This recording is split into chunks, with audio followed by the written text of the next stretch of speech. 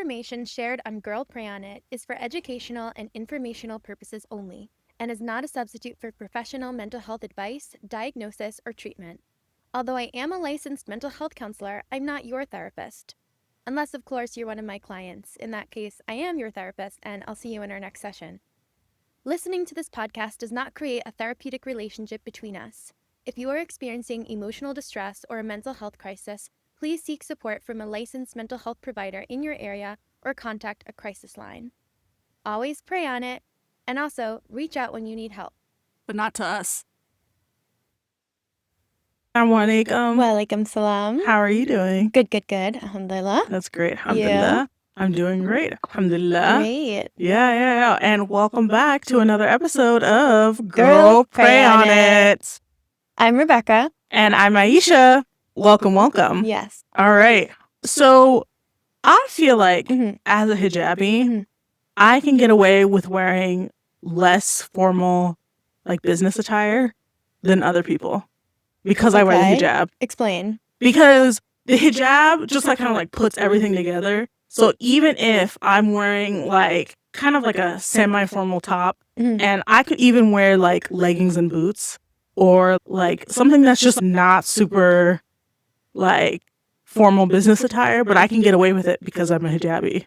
That is such an interesting take. I've literally never thought about that. Really? You haven't? No. Back when I was like teaching at a public school, they had like business attire, like dress code for teachers. Yeah. They were like, absolutely no leggings. I wore leggings all the time under a long top and some boots, like knee-high boots. They were like, yeah, you have to have a collared shirt. Almost never wore a collared shirt, but no one's ever going to check me because I'm a hijabi. You think they're going to talk to me about my hijab? That's an automatic lawsuit. Nope. Valid. Yeah, I think one thing about that is just the fact that, like, when it does come to dress codes, a lot of the time they're trying to say, like, don't show too much skin. And the fact that we're all, like, we're completely covered automatically, I guess, makes it so that, like, we're appropriate regardless. Yeah, exactly. Yeah. Here's the thing. I think I could get away with wearing jeans in the workplace and no one would say anything. Yeah. Because I'm hijabi and I'm, like, mostly covered up. Yeah. Like, I've worn leggings. Granted, I have a super long top and then boots like under it, so like you couldn't really see the leggings, but they probably were thinking that it's kind of along the lines of wearing a dress with tights. Oh yeah, maybe. Yeah. Exactly. Yeah. I feel like I've gotten away with wearing my Birkenstocks. I've gotten away with wearing sandals. Like none of that stuff is like business formal attire. Like it's not appropriate. It's not appropriate for a formal workplace. Were they checking other people? And not checking you, or they just were like relaxed about it? Okay, well, in California, very relaxed. There's almost no dress code in California. It's like California laid back. But when I was working in Kansas City, and even when I was working in New Hampshire, they had very strict dress codes about how you were supposed to be like business. Like they allowed a little bit of business casual, but they were no jeans. I wore black jeans all the time. Never said anything to me. I wore black jeans like almost all the time. I never wore formal pants or slacks or anything. Yeah, and they never said anything to me. Well, black jeans look so similar to slacks. Yeah. Like black work pants. I guess it's true, yeah. It's like the eyes are playing tricks on you. Yeah. But here's the thing. I would wear like black jeans, like a t-shirt and just a cardigan over it. Yeah. That's not business casual. No. Like, it's casual. It is casual, but they're not saying anything to me. Yeah. Okay. Yeah. I hear that. Yeah. So my grandma would always say to me, she would say, Rebecca, you have this unique ability to make everything you wear look formal. Oh, really? Wait, I was like, what? Wait, was this before or after hijab? Before. Okay. So she was like, I don't know what it is, but like just looking at you, like you could be, she's like, everything that you wear, like you just look elevated, like you just look like you are like formal. That's nice. Like, you know what? She's actually right. Like, I don't know what it is about me or the way that I look, but for some reason, I just like always look formal for some reason or more formal than other people. Yeah. I don't know what it is. If you viewers could share with me why you think she made that comment and why you think that might be, please tell me. But for some reason, I feel like I could wear like a long sleeve shirt and a pair of leggings and still like more dressy than like the people that I'm with. Mm. And I don't know why or what it is about me. And I used to not like that because Yeah. I used to be like, I'm going to high school. I don't Mhm. want to be looking like I'm like wearing a formal ball gown. Yeah. Right. Although Right. I will say I was the one person who always dressed up for school. Oh, okay. I was a bum. I was such a bum. I was not. I was Yeah. like, every day is an opportunity for a fashion show. Every day is an opportunity to show off my wardrobe and to try something new. Oh my I was gosh. very adventurous when it came to trying things, which like my high school friends can attest to if you're out there. Yeah. I wore some wacky outfits. Yeah. But that was just me trying to express myself. But That's yeah, so interesting. I think, I don't know, I'm just like always looking a little bit like more formal than More other formal? people. Okay. But I've been fortunate enough to work in places where the rules were pretty lax. Okay. So I was in corporate for a couple of years Yeah. after college, and they were pretty lax with the dress code. Like they really Okay. didn't have a dress code. They were kind of just like, just look appropriate. Okay. And Could you wear jeans? you could wear jeans. Oh, okay. That's nice. I wore jeans a lot. And then as a therapist, it's kind of the same thing. You kind of wear what you want to wear. Right. And just know that how you present yourself is going to translate to your clients and what they might think about you or assume about you. But I've never worked in a place where there was a dress code. So I've been fortunate in that way. And that's sort of, I guess, bringing us to our topic today. Yeah, which is Muslim women in the workplace. Indeed. Yeah. I have always been the only Muslim and the only hijabi in the workplace. Was it the same for you? Mm-hmm. Okay. So I have always felt like I have had to educate every place that I've worked on me and my needs as a Muslim, right? And I've gotten really good about having the conversation of, every Friday between the hours of 12 till 2, I need that time so I can go to Jumu'ah prayer. And I need to be able to, I need a clean space to pray that's private, right? So I've gotten really good about having those conversations with people before they even hire me, right? Yeah. So that's just an expectation that I set for them. Love that. Yeah. What about you? Yeah. So when I was in corporate and I was working at a media agency, it was very much like we're progressive, cool people, and we work in this like big open floor plan. And so there was like it was so challenging to find a place for me to pray because there was really no privacy. There weren't cubicles. So it was like everyone was just working in this warehouse looking thing where everyone is like sitting out there and there's like lounge spaces and there's I guess conference rooms, but like it's all glass. Was glass. Yes. And so I really struggled, to be honest, working in that environment because obviously praying was really important to me and having a space was really important to me. And I remember I was so young. I was like 22, 23 when I started working there. And I would like, I remember on my first day asking HR, like, where can I pray? And they were just like, I don't know. That's not a good answer. Yeah. Horrible answer. Yeah. And this was a place where they had DEI. They were like actively working on trying to like expand their diversity and equity and whatever. And they're like, I don't know, sorry. So I would pray in the lactation room. Okay, yeah. So there's like a nursing room that like they had. And at one point I got in trouble because a woman who was nursing needed the room and she was knocking on the door. You got in trouble? Yeah. So what if there was another lactating mom in there using it? Yeah. So this is what happened. Okay. So she's like knocking on the door and I'm praying. So I can't respond. Right, exactly. I'm praying and I like the knocking is like escalating and then chill. Oh my God. It takes 5 minutes to pray. Chill out. Well, also as now a mother, I understand. If the milk is coming, you gotta get that milk out. But anyway, she was kind of knocking the door. And so I finished my prayer and I come out and she had like gone and got the HR person and they were like both standing there like with their arms crossed and were like, what were you doing in there? Were you pumping? And I was like, I'm so sorry. I was actually praying. I really need a space to pray. And I need this room a couple of times a day to do my prayers as an observant Muslim. Right. And immediately they were like, oh my God, I'm so sorry. They never want to mess with that. They're like, oh, You're right. Sorry. Yeah, whatever you need to do. You can actually use my office if you need to. Are you finished? Yeah, exactly. So they were like, oh my God, we're so sorry. Yeah. There's been problems in the past where people just like go into the lactation room and just like to chill.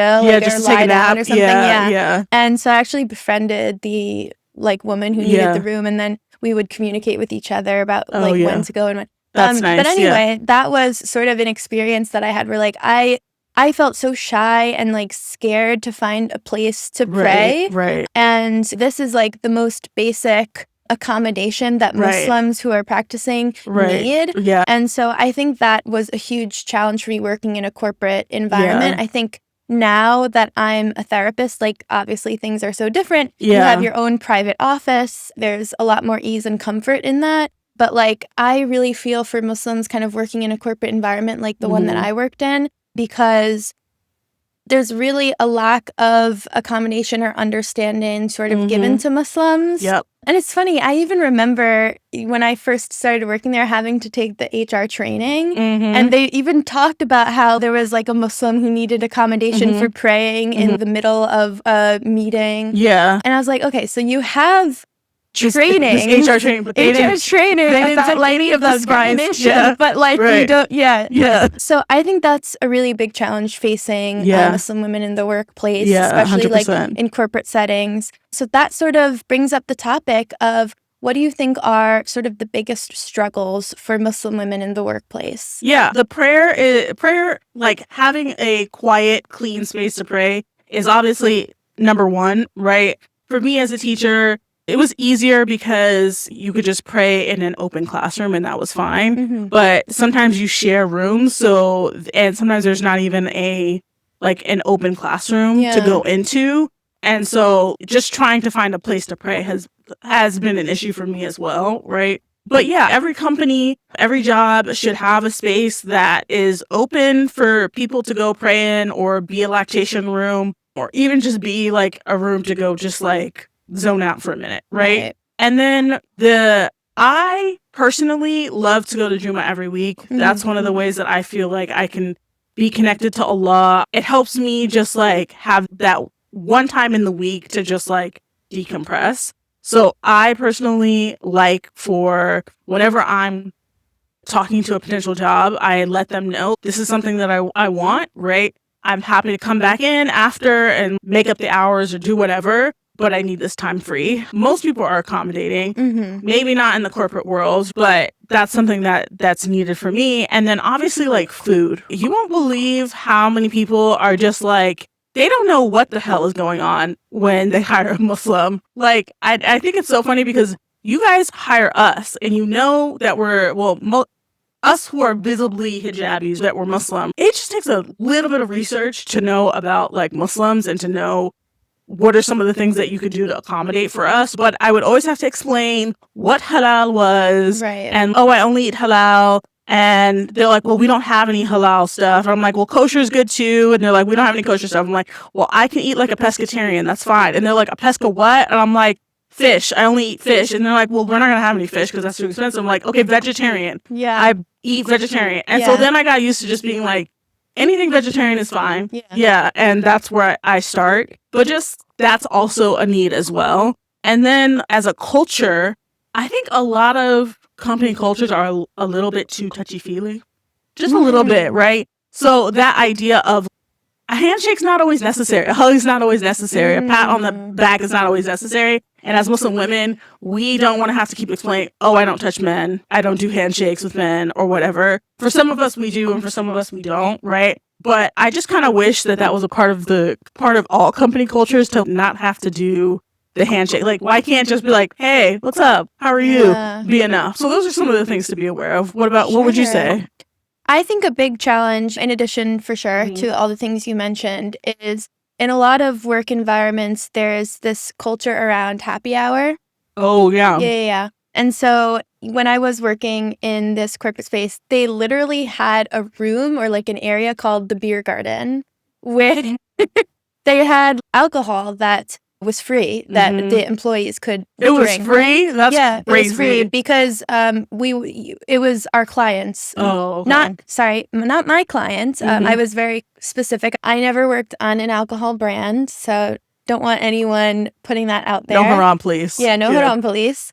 But yeah, the whole room would be like stocked with free alcohol, and people would use it as like a meeting room. And so sometimes I'd have a meeting there, or there'd be some socializing there.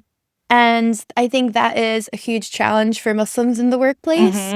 And then as well, having like after work happy hours where people are socializing and they're networking is also really challenging, because I think for a lot of Muslims, like, we don't want to miss out on potential networking opportunities, and we don't want to be the odd one out, so to speak, or feel as though our job might be at risk if we don't go to these happy hours. But at the same time, it feels uncomfortable to be in a space where there's so much drinking. Yeah. And if you are an observant Muslim who wants to avoid that kind of environment, now you're in a bit of a predicament. Right. Yeah. I've experienced the same thing. If you don't know, teachers love happy hour. They love a happy hour, right? And it's really uncomfortable when all of the bonding activities are centered around alcohol. Yeah. And that's the thing that they're like, oh yeah, the school's going to pay for our alcohol today. And it's okay. That's nice, I guess, for you. And I wish that companies would, and like employers would, stop having so many gatherings centered around alcohol. Yeah. Make it about dinner, make it about, I don't know, like a painting club or pottery. Do something different or interesting. Like whenever they were doing like outings, it would always be surrounded around alcohol, and it was just really annoying. And then going out with coworkers is that I will go to food-centric places. So the main thing about them is the food, and they do have alcohol. And so my coworkers might drink alcohol. I'm okay with being around that, where it's not a bar, but it's a restaurant, right? And the food is the main thing. And then they serve alcohol there. That's my rule, but I won't go to bars or pubs or anything like that where like it's alcohol and then they have like little side things that you can order to nibble on. Yeah. But that's what I've done for me that has felt comfortable. You should do what feels comfortable for you, obviously. Yeah. I know that there are some Muslims who are not comfortable with any alcohol being served at all. So I understand. But I also come from, even though I was born and raised Muslim, like my family is not Muslim, so they are drinkers. So I grew up around non-Muslims drinking. So that wasn't like something that was foreign to me. Yeah. So what would you say to someone who says, I don't feel comfortable being around alcohol, but I also don't want my job to be at risk? What do I do? Yeah. To that, I would say, it's a wonderful place to live in America where they cannot, I mean, your companies cannot make judgments off of you and cannot base your performance off of your willingness or unwillingness to go out to those happy hours, right? They can't say that. They might be like, oh, it's a part of company culture for us to all go get a drink. Well, the great thing about living in America and in the West is that you can't hold those things against me, because religiously, I do not drink and I do not want to be around places that have alcohol. And yeah, it makes it harder for Muslims who do go to those bars and won't drink, but will still be a part of the happy hour. That makes it difficult for some of the rest of us who are like, that's a hard and fast line. I'm not going out to pubs. I'm not going out to bars with you.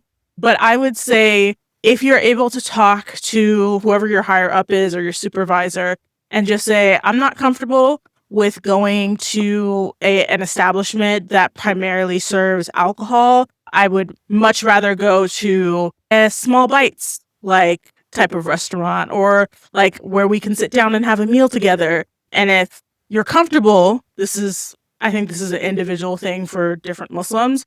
Say, if you're comfortable, then they can order alcohol or whatever, but that's not the main thing, right? Yeah. So definitely talk to your supervisor, express your discomfort, talk about how alcohol is forbidden within our religion, and you want to be a part of those bonding activities, but you're not comfortable in being in an environment where it is just all alcohol, they might decide we're not going to change that, but they cannot hold it against you. And it is legal for them to base any type of like performance or, oh, they don't fit the culture, right, of our company and let you go, because that's a lawsuit and that's not allowed. Definitely hit up a lawyer if that is something that has happened to you, because they knew who you were when they hired you. Most likely they knew you were a Muslim. And it only takes 5 minutes of a Google search to learn about the things that are allowed in Islam and not allowed for Muslims. So I always say when a company hires me,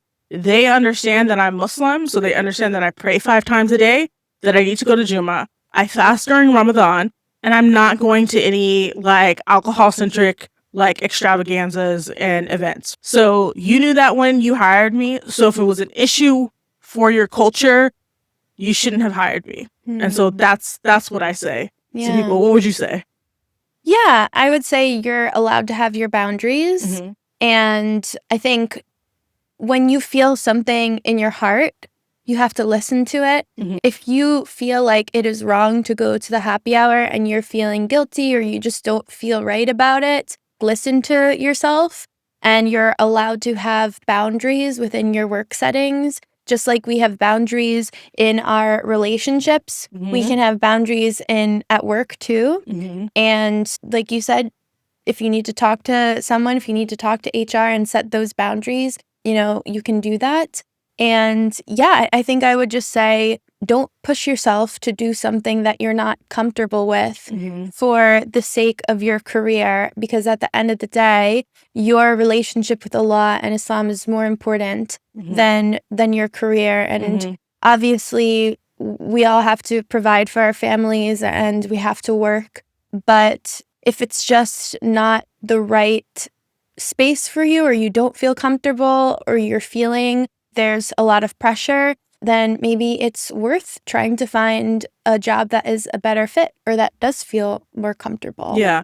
And I would also add, advocate for yourself. Yes. Because I have found that anytime I have advocated for myself, there was at least a couple other people who also wanted or needed the accommodation that I was asking for. There are sober people all over the US. I think being sober is a growing population, and there's more like non-Muslims who are wanting to have a sober lifestyle, and they also don't want to be around alcohol as well. I think if you are able to find like a cohort of people who work at your company and they are also uncomfortable with having alcohol-centric events, you all can sign a letter and send it to your higher ups and say, we are uncomfortable with having alcohol-centered events. We're wondering if we can have like dry events or go to a place that is based on food or things that are not strictly alcohol based. And there are other people who are non-Muslims who will back you up, right? Even the idea of having a prayer space, right? Oftentimes I knew someone and he worked at a company that didn't have a prayer room, and he advocated for a prayer room. And there was actually a bunch of other Muslim men who were also working at that company. And they were also like, oh, we didn't know we could advocate for ourselves. And because he led that charge, they got a prayer room set up for themselves, right? So please don't be afraid to advocate for what your needs are. The worst thing that they can say is no. Yeah. Right? So make the ask. And I think that it's so important for not just Muslims, but like everybody to advocate for what your needs are, because typically it's going to benefit more people than just that one person, right? And also companies should get used to people asking for things and for our needs to be met, because if you want to have good production and you want to have good outcomes in your business, you want people to be happy, and the way that they're happy is when they're comfortable. And so making the ask and having that be a part of company culture is actually super healthy. My DEI is coming out right now. You want to have a work environment where people feel like they can advocate for what they need and they can ask for things that they need. And typically what might help a minority actually ends up helping a majority of people, right? And they don't even know, right? And you never know. Like sometimes there's secret Muslims like hiding out in the company, and you would have never knew, right? Yeah. And like there have been cases where I have asked for an accommodation for Ramadan, and then I found out there were other Muslims in the workplace, and I didn't even know them, right? They worked in a different area, and they're like, "Thank you so much because now I get this accommodation." But I didn't ever ask, so I didn't know it was like a thing. So please make the ask. Let's normalize asking companies to make these accommodations because it just ends up like bettering the work culture for everyone. And also having these accommodations can help more than just you as like an individual person. Totally. Yeah. Other things you wanted to add, Ed? Well, so as we talk about Muslim women in the workforce, and I think it's a growing population with younger generations who kind of want to be out there working. What are some fields that you think maybe we need more Muslim representation in? Oh, God, all the fields. But we especially need more Muslim women representation in the medical field, right? I know so many Muslim women who would love to be going to a physician or an OBGYN who is a Muslim woman and understands like the culture, right? Teachers, gosh, I have never had a Muslim teacher ever in my entire experience, right? And it can be really transformative for kids to see themselves be represented in their teachers. So I encourage Muslims to get into the teaching field if that's something that you're passionate about and you like teaching. STEM fields, right? I think oftentimes like the machine learning and AI can fall victim to biases, right? Depending on their coders, right? So the more diversity we have in those fields, in the STEM fields, the better it is, better outcomes for the people on the other side of people using that technology. Sure. I want to see Muslim women everywhere. Those are the ones that come to mind right now. What about you? Yeah, I think that, so as I think everyone who's listening to the podcast already knows, there's the main fields that a lot of Muslims are attracted to. Medical fields, engineering fields, and lawyers. Okay, so you're either... Muslims are either doctors, lawyers, or they are engineers. And you don't have to be. You don't have to be. Yeah. I think that there actually is a surge of Muslim women that I know who are entering into the medical field, which is amazing. We definitely need that. But I think there's a lot of jobs out there that exists that the Muslim community just doesn't know about. Yeah. I think we need to get out of that bubble a little bit. Oh, yeah, 100%. I kind of want to see Muslims more in creative fields, and I think that would be really interesting because we need more representation in those fields as well. Yeah, especially like ads and marketing. Yeah. The crazy ads that you see, like the Sydney Sweeney jeans ad. You know why that happens? Because there's not enough Black and brown faces in the room to be like, I have a question, right? Yeah, right? Exactly. Like the more, and like every field needs to be diversified, right? Yeah. And I said medicine because my mom is an OBGYN. Yeah. And her number one like client base was Muslim women because they all wanted to come to her because they had never seen a hijabi Black Muslim woman, and so they wanted to seek her out, right? Yeah. So that's where that experience is coming from. I'm a former teacher, so that's why there's that. But then I'm also thinking about the fact that when people were like, there was an incident, I think it was a Google incident, right? Where when they put a Black face into the Google search engine, monkeys came up. Oh my God. Yeah. You're kidding. Yeah. Wow. And the only reason, and I think like this was fixed by an Ethiopian or like East African woman who was a part of the Google like search engine team or whatever, right? So that's why we need more people in those types of fields. But like I also want to see people in creative fields like marketing, right? Yeah. Whether or not you watch television is a different story, right? But Lord, do I hate seeing really bad scenes of Muslims praying and they're like all separated. They're like saying Allahu Akbar while they're in like, they're just doing all types of weird stuff. Like we need more Muslim representation of we need more Muslim representation within those fields so that they don't look stupid. Yeah. I've thought about this for a long time because up until recently, the only representation of Muslims in the media was being portrayed as the bad guy. I'm not going to say the word. Yeah. We all know. There's just so many negative perception of Muslims. So I was like, we need to get Muslims in there so that we have better representation. But at the same time, Hollywood is like its own beast. And I understand why Muslims don't want to like enter the belly of that beast. Yeah, I get it. Yeah, so I get that. But like, obviously we need more like content like around Muslims and normalizing regular, average Muslims in the media. Yeah. So that's really important. And I think there's just like a whole slew of jobs that exist out there that Muslims don't really know about that I think would be great. Graphic design, content creation, like business development, so many different things that I think Muslims could be a part of outside of just the standard run of the mill. Muslims used to be known for being the people of architecture. Yeah. When's the last time you've heard of a famous Muslim architect?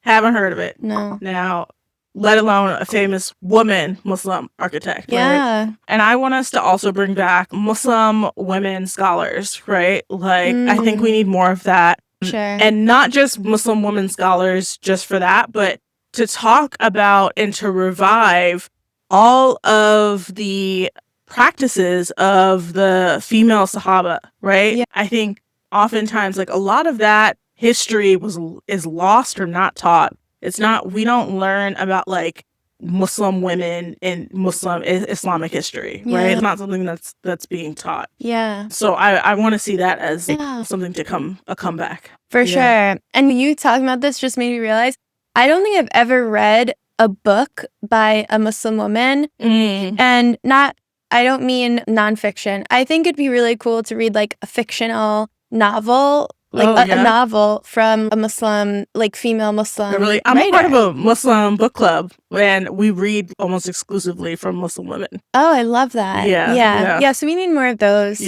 for sure. So yeah, I think that's important. We gotta flood all these different industries and make our mark. I will say, when I tell people that I'm a mental health counselor, the first thing that everyone will say to me is, "Oh, that's amazing. We need more Muslims in mental health care." Yes, definitely. So for sure, that's always going to be something as well that I think we need is more Muslims doing mental health practices, especially because there is so much stigma within the Muslim community. If we can have more Muslim therapists and more mental health counselors out there, it can hopefully end that stigma. Yeah, 100%.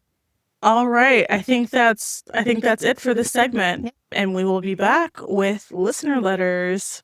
Cool. All right. And we're back with our listener letters. And if you have a question, a query, an issue, or problem that you want our opinion on, you can send an email to girlprayonitpod@gmail.com, and we might just read it on the podcast. Indeed. All right.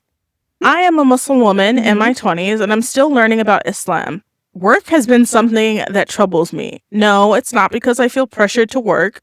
No, it's not because I don't want to be a housewife. It's because whether or not I pursue a career, I feel like people will still think I'm not doing the right thing. I was taught that women should stay at home and look after the kids, and that it's better if we don't enter the workforce because of the many reasons. I don't have a problem with that. I understand that it's the ideal Muslim woman life. It's just that in this era, it's unrealistic to simply stay home, especially if you live in the city. Just today, I was watching a video where an Ustad was discussing with some Muslim men about women working. He said that it's better if women don't work because they need to look after the home and kids. But there are some things that the Ustad said that I didn't really get. Here are some of my thoughts and questions. Not all men have jobs that can provide for his entire family. It's a great blessing if they do, but not every person has that. Never mind providing for your wife. Raising just one child in this day and age requires a lot of expenses. It's very hard for a family to survive on a single source of income nowadays. Should we expect the men to work more, have them take on multiple jobs, while the women stand on the side? Wouldn't that create even more stress for the men? Working women are still required in certain fields. For example, medicine. Imagine if a Muslim woman gets sick and goes to the hospital. Would she agree to being attended on by a male doctor? Or are women not allowed to get sick because they should be avoiding being seen by a male doctor? Number 3, another thing that the Ustad mentioned was that capitalism forces women to get educated, which made me raise my eyebrows. I was taught that one of the rights women have in Islam is getting education. So why is he saying that women getting education is a bad thing? I do want to become a housewife and raise my own children. That's only possible if I marry a rich man who can provide everything me and my children will need. I know we should marry for the sake of Islam and not worldly things such as money, but we do still need money to survive in this world. I'd love to hear your guys' thoughts and what you think about this and get more educated on this matter because it's something that has been concerning me. Thank you. Woo! Yeah, that's a lot. So Okay. maybe we'll take on the first question, right? Which is not all men can provide for their entire family. And should we expect men to work multiple jobs and women to continue to stay home? Or would that create more stress for men? Well, I just want to first know, please tell me the name of this Ustad. I want to know who he is. Right. I want to see what his history is of saying weird things. Yeah. Because something just doesn't feel right about that. As you mentioned, him saying that women should not have an education is very suspicious and upsetting because we know how big education is in Islam. And it is as absolutely, as you had said, a right that Muslim women have. Yeah. It's giving misogyny. It's giving let's control our women, right? 100% women deserve to have education, not just in the Western form of education, but also Islamic education. Yeah. To know their rights and their religion. Yeah. That was pretty upsetting. And I understand someone who's in a stead has studied and has knowledge, but something is just feeling a bit off about that. So I would take what this person is saying with a grain of salt. Yeah. But to address the first question about men and having the expectation that they should be able to provide, I think we've touched a little bit about this in previous episodes about how, it would be ideal if men could provide for the family without additional help. But as you shared, it's not always a realistic scenario. And sometimes there is a need for a dual income, especially if you are living in a city as expensive as New York or whatever it might be. So I think it's not always realistic to expect that the husband is going to be able to do that. And it would be great if he could, but sometimes it's just not realistic and we have to make accommodations for that. Yeah, I think that if you are in a situation where your husband is not making enough money to provide, then the wife will have to work. And as you had mentioned, it doesn't feel right to paint a broad stroke and to say that women should not work and that they have to stay home, because it's just not, it's really obviously not a reality for most people. And to say that women's job is to stay home and take care of the kids, I would also want to know where this Ustad is making that conclusion, because we know that Muslim women did work at the time of the Prophet ﷺ. Khadija radiallahu anha had her own business and she was basically the Prophet ﷺ's boss.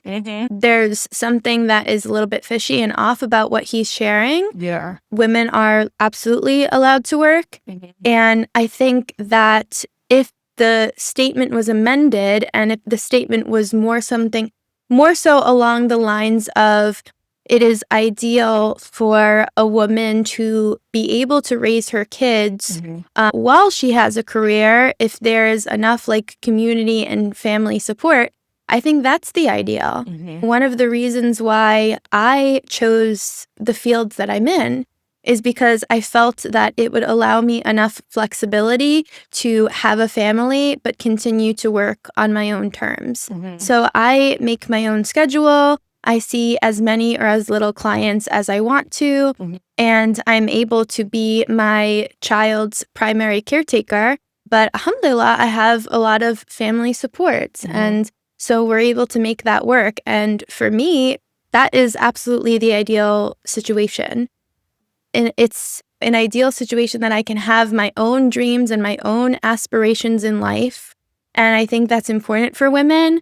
I don't think like our identities should be tied up in solely our children and our family, because these are things that don't last forever. And we cannot be like emotionally dependent on other people for our joy and happiness in this world.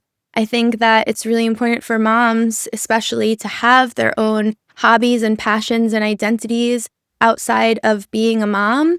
And for a lot of women, I think that means being able to work and have the flexibility of having careers and passions and aspirations.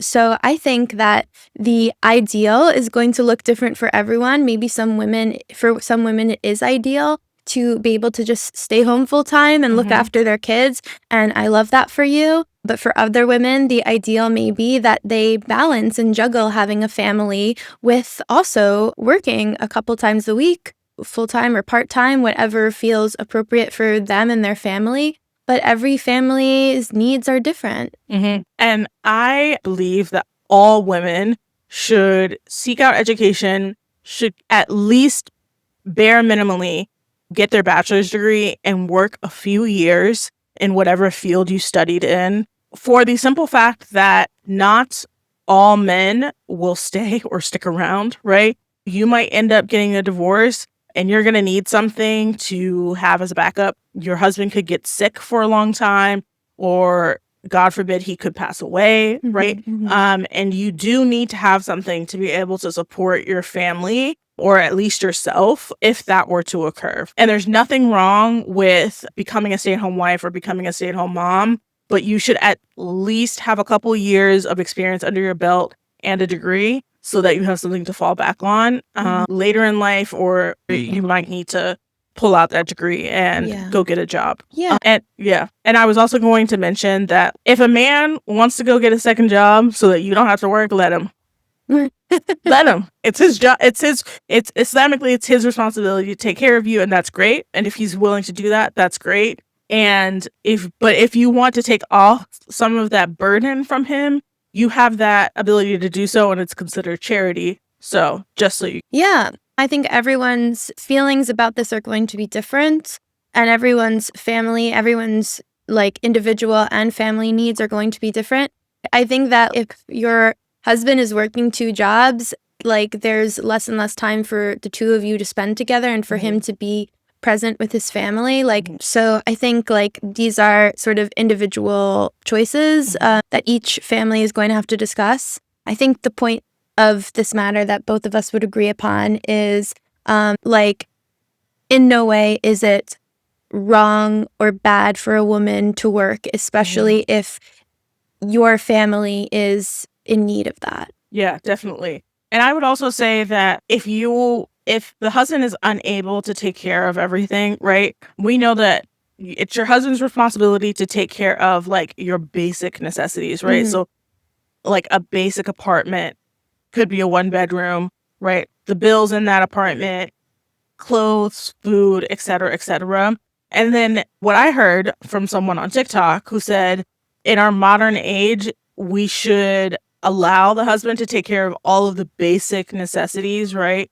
And then anything extra that the wife might want, like maybe she wants to have a 2-bedroom instead of a 1-bedroom apartment, she would cover the difference, right? And that's completely halal, right? So something to consider, right?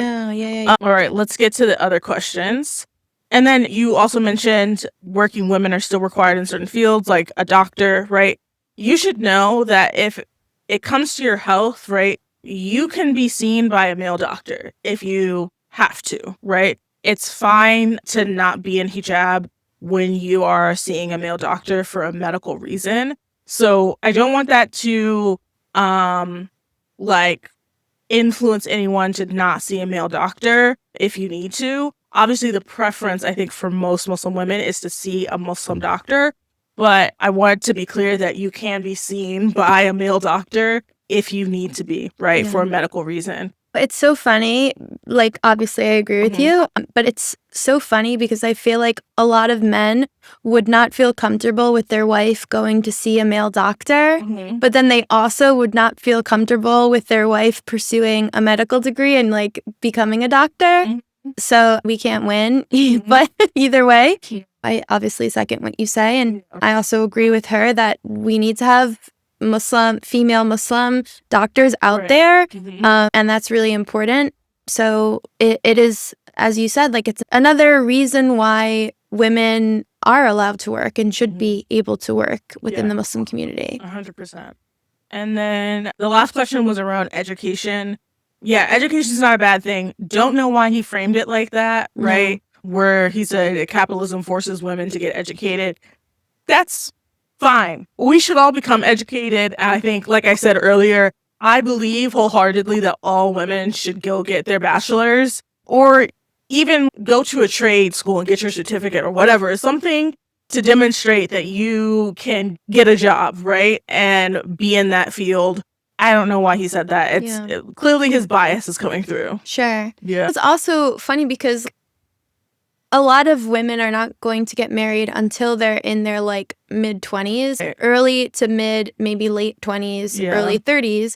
And so what are you going to do? Right. For all of those years that you're not married and you don't have kids. Right. Are you just supposed to sit at home and do nothing and live off of your parents? Yeah, I don't understand. I know. Is the suggestion that you stay home like at your parents' house and do nothing? Like what?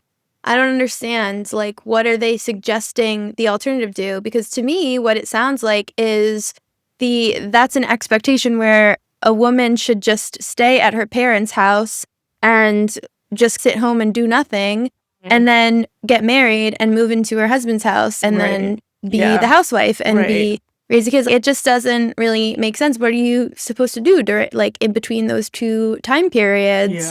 Most women, I feel like that is the time when they do go and get an education and maybe enter into the workforce. So yeah, I think I just really quickly wanted to touch upon the last thing that I mentioned, or what I had mentioned previously, and maybe we could talk about that as well. When it comes to Muslim women in the workforce, about having their own identity outside of being a mom or a wife, absolutely there's, as we mentioned, nothing wrong with and no judgment toward women who do stay home and who are housewives or who are stay-at-home moms. That's beautiful and that's a wonderful and that's a hard enough job of its own. But I think that what can happen in those situations, and not for everyone, but I'm just saying what can happen, is a loss of identity for the woman in terms of now everything is about her husband and everything is about her children, and she loses herself. And I think I have firsthand experience of this becoming a mom, where I stopped working for about 6 months. And I was like itching to go back to work because I felt like my identity was kind of in question for myself. Like I was going through this identity crisis of I'm just home now and I'm just like my only interaction for like 12 hours is with a baby who cannot respond back to me. And I felt as if I was like losing my sanity a little bit because in those first few months postpartum, obviously like it's just a huge struggle and it's a huge challenge, but your interactions with other adults lessen more and more and more and more. And I just think that had I not started to focus on a project, which right now you and I are focused on this podcast and that being a project, and I just recently started easing myself back into work again. Had I not started to do that, I just think that it would have had a very big negative impact on my mental health because I felt really a loss of myself. And I think that having hobbies, and even if it's not working, just like having hobbies and passions and goals is really important for Muslim women, even when you are a stay-at-home mom, because as I said before, we don't want to find ourselves being emotionally dependent on other people, and that our happiness and our fulfillment in life is not dependent on our families, because eventually the kids grow up and they leave the house. And I just think it's so important as well, just for self-care and for continuing to honor ourselves and our identities as women, that we continue to find things that bring us joy and that we're passionate about. And that could be work, or as I mentioned, that could be hobbies, like whatever it might be. I think that's like really important. Yeah. What do you think? No, I agree. You should definitely know yourself before you get married. And a big part of your identity is what you do for work, right? And your passions and your hobbies and things like that.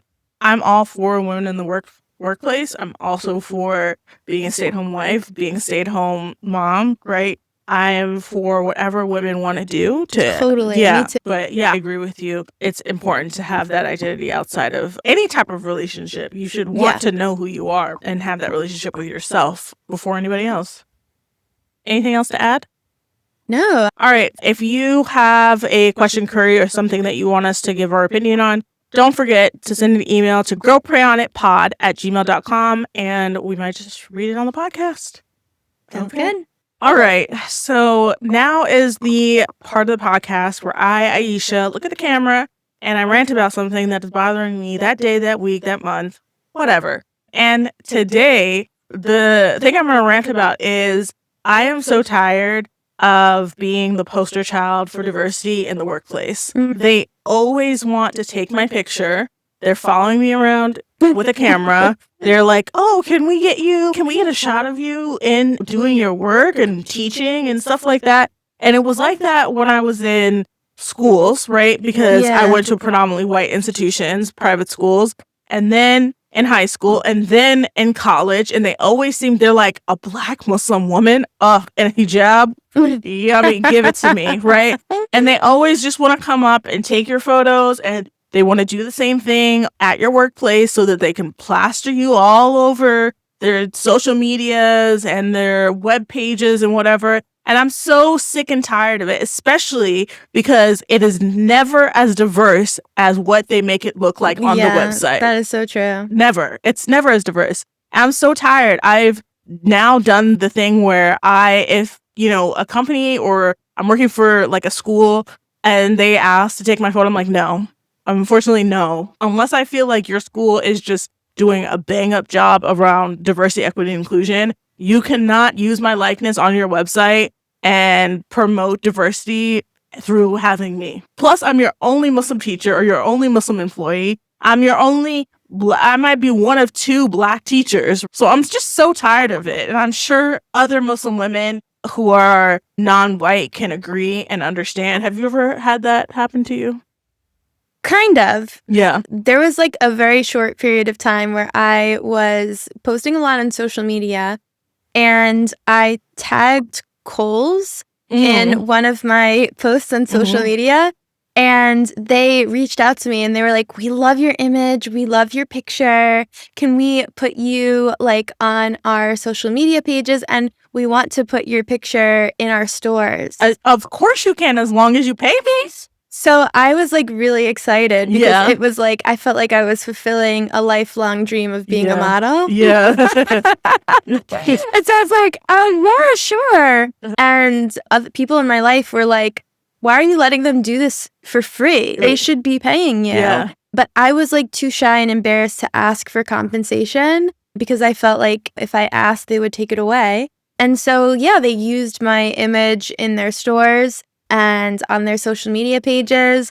And I really did feel like that was them just like taking my image as a Muslim woman to show how diverse they were. Yeah, of course. They love to do that. If they see a hijabi and they start foaming at the mouth. That's why, like in that Pepsi commercial with the hijabi, have you seen that with Kylie Jenner? Oh gosh. Yeah. They love to stick a random woman in a headscarf in a commercial. They love it. They love it. And half the time, the hijab be looking like half to the side, looking a hot mess, or they're wearing like a midi skirt and like their arms are showing. If you're going to try and represent us, at least make sure that we look actually Muslim. Right? Yeah.